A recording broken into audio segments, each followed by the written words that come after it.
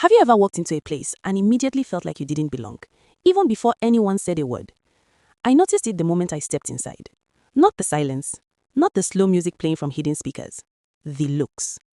The restaurant was expensive, the kind of place with soft lighting, polished cutlery, and menus without prices.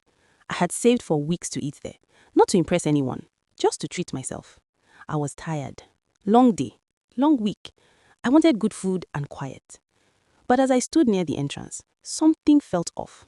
The hostess glanced at me, then quickly looked away. Another waiter passed, eyes sliding past me like I was furniture. A couple that walked in after me was greeted immediately. "Good evening, sir. Welcome." I waited. Nothing. I cleared my throat lightly. "Excuse me," I said. The hostess finally looked up, forced a smile, and asked, "Do you have a reservation?" Her tone wasn't neutral. It was guarded. "No," I replied calmly, "but I was hoping to." She cut me off. "We're fully booked." I glanced behind her. Half the tables were empty. I pointed gently. "Those tables?" She didn't look. She just repeated, "Fully booked." A waiter leaned over and whispered something to her. They both looked at me again, this time slower, up and down. That was when I understood. It wasn't about space. It was about me. The clothes I wore were simple, clean, but simple. No loud labels, no foreign accent, no performance. Another couple walked in behind me. They didn't even speak before being led to a table. I stood there, heat rising in my chest. Not anger yet. Something quieter. Humiliation. I asked one last time, "Are you sure?" The waiter sighed and said, "Maybe you can try somewhere else." That sentence landed heavier than it should have, because it wasn't just rejection, it was dismissal. Before we continue, kindly like, comment, share, and subscribe. It motivates me. Also tell me in the comments where you're watching from. I was about to turn and leave when the front door opened again. This time, no one ignored it. The staff straightened, the hostess smiled properly, the waiters moved quickly. And a man stepped inside, calm, confident, scanning the room. When his eyes met mine, they widened slightly, and everything changed. The man didn't speak immediately.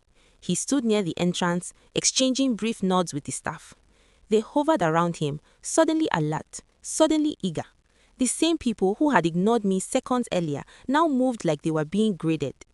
I stepped aside instinctively, not wanting to be in anyone's way. Old habit. The hostess whispered something to the man, gesturing lightly in my direction. I couldn't hear the words, but I saw the shift in his expression. Not anger, not confusion. Recognition.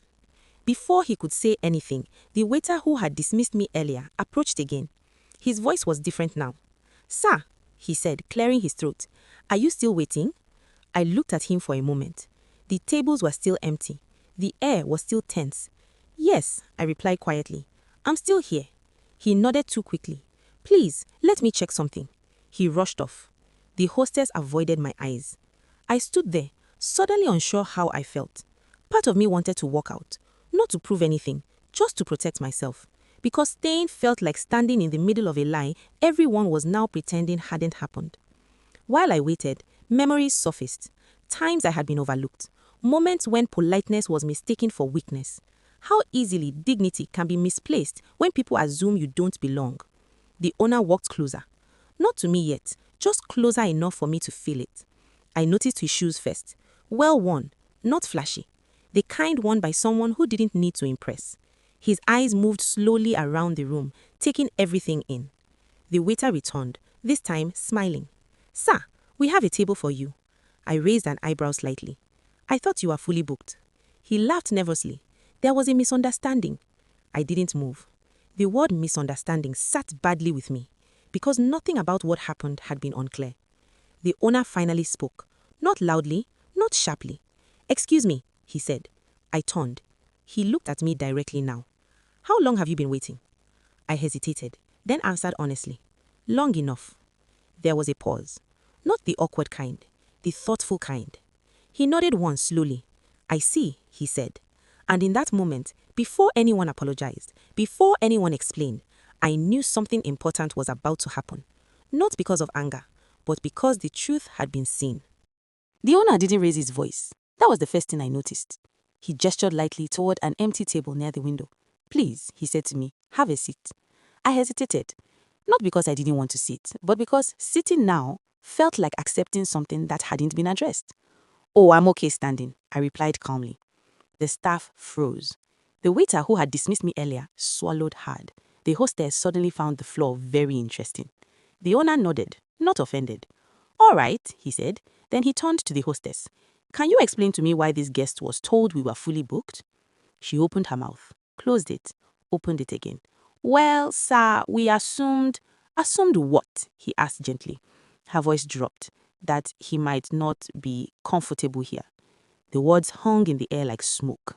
Not loud, not dramatic, but heavy. I felt something tighten in my chest. Not surprise, I already knew, but hearing it spoken out loud felt different, like someone finally naming a wound. The owner nodded slowly.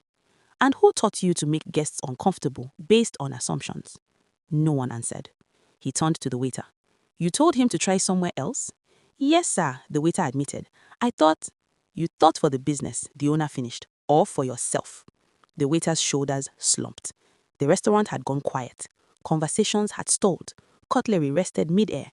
Other diners were listening now, not out of curiosity, but discomfort. The owner finally turned back to me. I owe you an apology, but before that, I want you to know something. He paused. This place was built by people who were once told they didn't belong. The sentence landed gently and sharply at the same time. I looked at him more closely now, at the calm confidence, the familiarity in his eyes, the way he carried himself. There was something about him that felt known. He addressed the staff again. We don't decide who deserves service. We provide it. Then, to me, if you choose to stay, dinner is on the house. If you choose to leave, I will understand. For the first time since I walked in, the choice felt like it belonged to me. I exhaled slowly. I will stay, I said. Not because of the free meal, but because walking away without being seen would have hurt more. The owner nodded, and only then did I notice something printed subtly on the wall behind him. A framed photograph, a younger version of him, standing beside a younger version of me. I stood there staring at the photograph longer than I should have. The restaurant noise returned slowly, like sound fading back into the world after being underwater. Plates clinked again, someone laughed nervously, a chair scraped against the floor, but my eyes stayed on that frame. That's not possible, I said quietly. The owner followed my gaze. For the first time since he walked in, his expression softened. It is, he replied. He gestured toward the photo. That was taken 15 years ago. Community outreach program. We served food at a youth center. My throat felt dry. I stepped closer. The boy in the picture wore the same shy smile I remembered from old mirrors. Too thin, too hopeful, standing beside a man with his arm around his shoulder, protective, proud. That was me, I whispered. The owner nodded. You were quiet, always waiting for others to speak first. But you were polite, respectful. You thanked everyone. He looked at me fully now. You don't forget people who carry dignity even when they have nothing. Something inside me cracked. I didn't recognize you, I admitted. He smiled gently. You weren't meant to. Life changed us both. He told me his story, how he worked his way up from the same neighborhood, how rejection taught him patience, how assumptions nearly broke him before discipline saved him. This restaurant, he said, was built as a reminder. Not everyone looks like success when they walk in. The staff stood silently, listening. He turned to them. You judged a man before he spoke, he said calmly. That cost us more than any empty table ever could. No shouting, no humiliation, just truth. Then he looked back at me. I'm sorry, not just for tonight, but for every time this world made you feel small. I sat down. The food tasted good, but that wasn't what stayed with me. What stayed was the way the room felt different afterward, like something heavy had been lifted, not just from me, but from the space itself. As I stood to leave, the owner walked me to the door. Thank you for staying, he said. I nodded. Thank you for seeing me. Outside, the night air felt lighter, and I realized something important. Respect isn't given by uniforms, accents, or appearances. It's revealed by how people treat you when they think no one important is watching. If this story moved you, please like, comment, share, and subscribe.